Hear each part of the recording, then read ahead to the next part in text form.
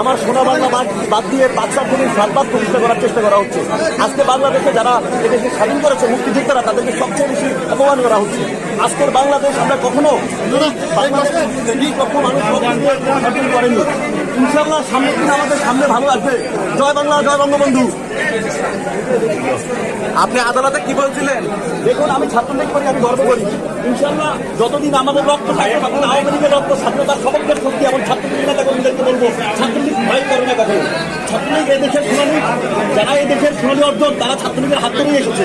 এদেশের ৭০-৫২ ভাষা আন্দোলন থেকে শুরু করে আজকে আপনারা দেখুন ৭১ স্বাধীনতা যুদ্ধে ছাত্রলীগের নেতা কর্মীদের অবদান সবচেয়ে বেশি ছিল। ছাত্রলীগের নেতা কর্মীরা জেগে উঠবে ইনশাল্লাহ। আর শেখ হাসিনা দেশের মানুষকে সবচেয়ে বেশি ভালোবাসতো। শেখ হাসিনা দেশের মানুষের দায়িত্ব নিন ইনশাল্লাহ।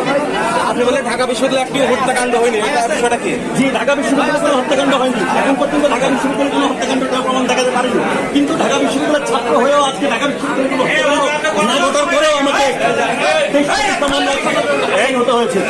এটা তো আইনের শাসন না। যারা আইনের শাসনের কথা বলে দুঃশাসন করে দিচ্ছে, তাদের বিচার করে একদিন।